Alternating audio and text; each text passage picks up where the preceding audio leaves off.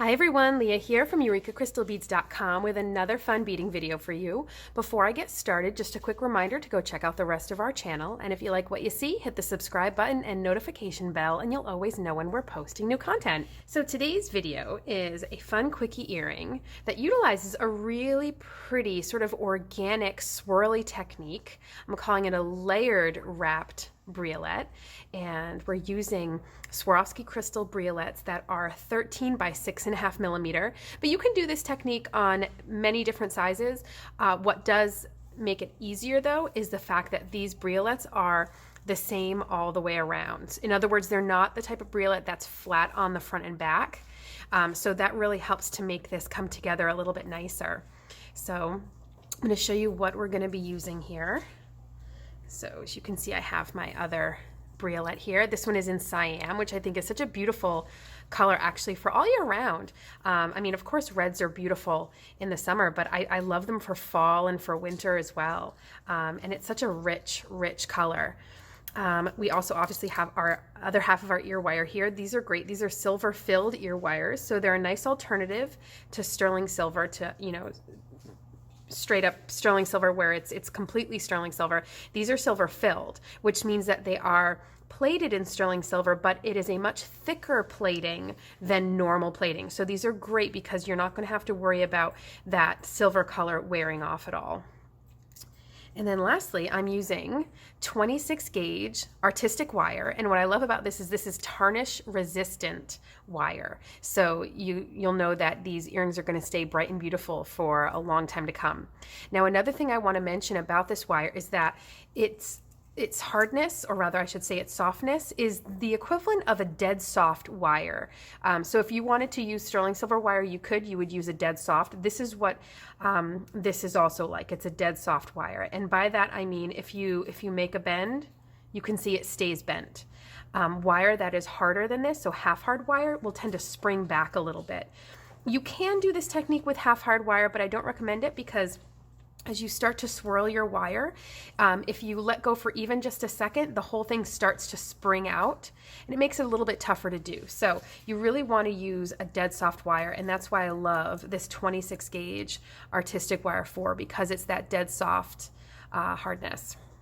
Now I have about a foot of wire here, and I have my three basic wire working tools. I have my wire cutter, I have my chain nose pliers, and I have my round nose pliers. If you're not familiar with these, the round nose are like two ice cream cones. There's no flat edges and they taper to a point. And the chain nose are smooth inside, there's no ridges, but they are flat and they taper to a point. And then of course we just have our wire cutter, which will cut different types of wire that are like this, hard metal wires.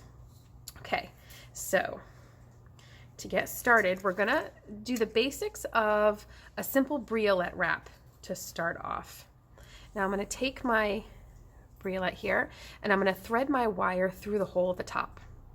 And I'm gonna go probably about an inch or so past the tip of that wire. And I'm gonna just use my fingers to bend these up together, and then so they crisscross. And you wanna bring that little crisscross area right down close to the tip of that briolette.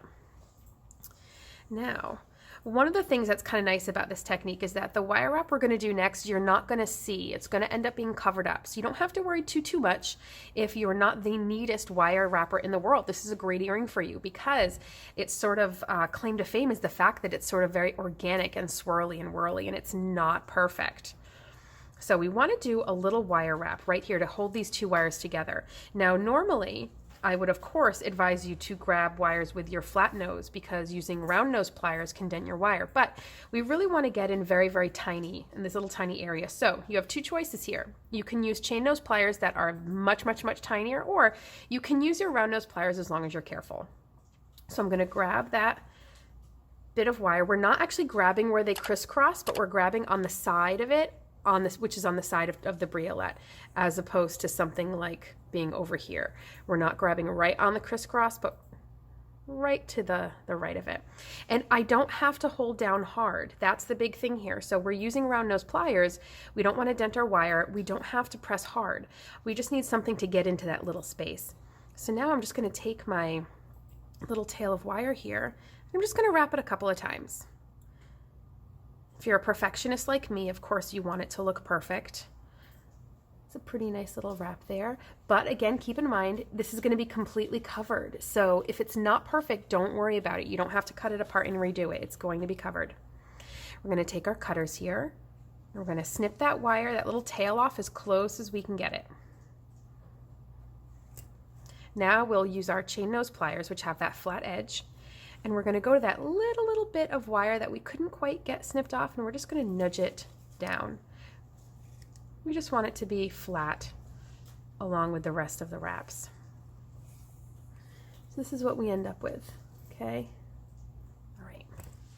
Now, I'm going to grab that wrap from the outside with my chain nose pliers here.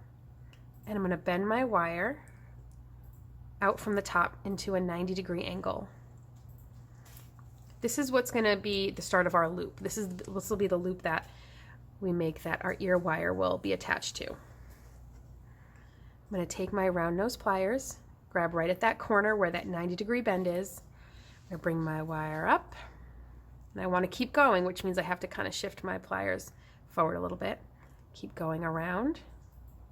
And if you have to adjust it at all, that's fine. What you want to see is something that looks nice and centered, kind of like a lollipop on top of a lollipop stick. Okay, so now comes the fun part. I'm going to use my chain nose pliers here, and I'm going to grab that loop from the outside. I'm going to sandwich it flat between the two jaws of the pliers. And we're going to start to wrap this long piece of wire over the wrap that's already there. But then we're also going to continue down over the briolette, and it's going to be a little funny at first because your briolette's going to want to dangle there, but as we get more wire covering the top of that briolette, it'll straighten up and then it'll stiffen up for you. So I'm just going to start to wrap here. You want to make sure you don't wrap too far if your briolette has gone off a little wonky, because you don't want to wrap it into place and not have it be centered. Once you get over the tip of that briolette, it gets a little less awkward. Just like this now. So you can see how it's starting to cover up the tip of that briolette. Now at this point, if it's easier, you can hold this with your hand. Because remember, this is pretty soft wire. It's going to be very easy for you to wrap this wire. It's not like the springiness that half-hard wire has. And you do want to go down at least far enough to cover the hole so you don't see that. Because the beauty about this is that you want it to sort of look like, hey, how did they get that to stay there? That's what we got so far. Now, don't worry too much about trying to get these to look perfect. They're not going to. And the more you try to get them to look perfect, the more it may not look intentional when things get a little funny and crazy. So now we're going to start to move in the direction back up here again. So you're going to start to work back up, overlapping the wraps that you just did. And you can specifically guide your wire to lay in areas maybe that looked a little bit empty. And when you get back up to the top, give it a nice little tight tug so that way it goes nice and tightly right underneath that loop. We're going to snip this wire off. And of course, if there's any little sharp edge left, we're going to tuck it in. And you can see that there's that little bit that likes to stick out. You can see it right there. And we don't want that to snag on anyone's hair, or if you're wearing a scarf or anything like that. So we nudge it in. We have our fun little crazy wrapped briolette. And again, what I love about this is that you have this beautiful organic look to this earring, and it covers up all of the wire working inside, so it ends up looking like this beautiful swirly wired bead cap, and people will definitely look at it and wonder how in the world you did it. So the last step, of course, is to attach our ear wire. We're going to swivel our ear wire open to the side like that using our chain nose pliers. We're going to stick that little briolette pendant on there and then nudge it back shut. We have a really fun pair of beautiful organic swirly layered wire wrapped earrings. This is a great technique that you can use on a lot of different briolettes. Like I said, I particularly love this size because this 13 by 6.5 millimeter briolette really balances out nicely with the 26 gauge wire. And the 26 gauge wire, and it being dead soft, is what makes it so easy to do this.